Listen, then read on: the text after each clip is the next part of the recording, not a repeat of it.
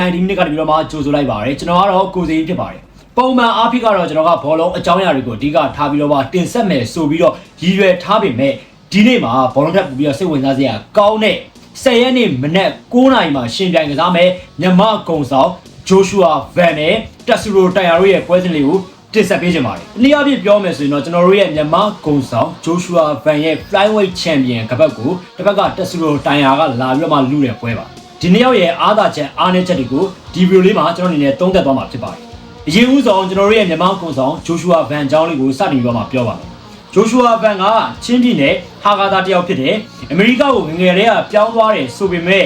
သူနိုင်တိုင်းမှာဒါမြန်မာအလံကိုလွှင့်ထူပြီးတော့မှမျိုးချစ်စိတ်တဲ့အပြည့်ရှိတဲ့ fighter တူလည်းဖြစ်ပါတယ်။ပြီးတော့လက်ရှိ record အရသူ16ပွဲနိုင်ပြီးတော့မှ2ပွဲရှုံးထားတယ်။ UFC မှာဆိုရင်တော့ကိုဝဲနိုင်ပြီးတော့မှတပွဲသာရှုံးထားတဲ့ဒါမှတ်တမ်းကောင်းတွေပိုင်ဆိုင်ထားတဲ့သူတူဖြစ်ပါတယ်အသက်24နှစ်ဆိုတာတိုက်ခိုက်ရေးသမားတယောက်အတွက်ငယ်သေးတယ်ဆိုပေမဲ့ဒါသူ့ရဲ့ fearless ဆိုတဲ့စောင့်ဖို့အတိုင်းပဲဘသူ့ကမှမကြောက်ဘဲနဲ့ဖိအားပေးတဲ့ဒါ striking style မှာ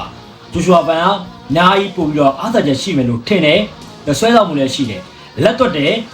ကာဒီယိုကောင်းတယ်ပွဲစတာနဲ့ပြိုင်ဘက်ကစားသမားကိုဖိအားပေးနိုင်စွမ်း pressure ပေးနိုင်စွမ်းမြင့်မားတယ်အဲ့ဒါတွေကတော့ဒါဂျိုရှူအာဗန်ရဲ့အဓိကလက်နက်လိုပဲမြင်တယ်ပြိုင်ဘက်တိုင်ရာအကြောင်းကိုလည်းရှော့ထွက်လို့တော့မရအောင်18ပွဲနိုင်လာပြီးတော့မှတပွဲသာရှုံးဆိုတဲ့ record ကိုသူကပိုင်ဆိုင်ထားတယ်ဂျိုရှူအာဗန်တဲ့ခြေတံလက်တံပို့ရှိပြီးတော့ reach လည်းပို့တာတယ်သူ့ရဲ့အဓိကအန်ရဲ့အကြီးဆုံးကတော့ grappling နဲ့ ground game ပါသူအနိုင်ရရှိထားတဲ့ပွဲတွေကိုပြန်ကြည့်မယ်ဆိုရင်10ပွဲလောက်က submission နဲ့အနိုင်ရရှိထားတာဖြစ်ပါတယ်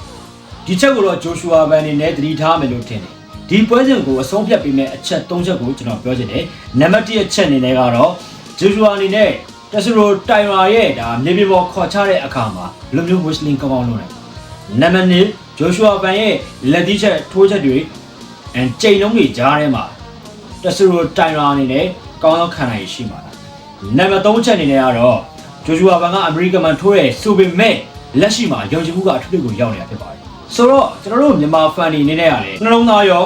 အုံနောက်ရောကပါဂျိုရှူအာဗန်ကိုတရားရအောင်အားပေးနေမှာဖြစ်ပြီးတော့ဒီပွဲစဉ်မှာလည်းဂျိုရှူအာဗန်အနိုင်ရရှိပြီးတော့မှကပတ်ကိုကာကွယ်နိုင်သွားမယ်လို့ထင်ပါတယ်ကိုလူတော့ဘယ်လိုထင်လဲကိုယ့်ရဲ့ထင်မြင်ယူဆချက်လေးတွေကိုကိုယ့်ဘက်မှာမှန်ကြလို့ရပါတယ် YouTube လေးကို subscribe လုပ်ရသေးဘူးခေါင်းလောင်းတွေမတီးရသေးဘူးဆိုရင်တီးတာဖို့အတွက် subscribe လုပ်ထားဖို့အတွက်တောင်းဆိုပါတယ် Facebook ကနေဆိုလဲ follow လေးတွေလုပ်သွားဖို့အတွက်တောင်းဆိုပါတယ်နောက်ဗီဒီယိုမှာပြန်လည်ပြီးမှတွေ့ပါ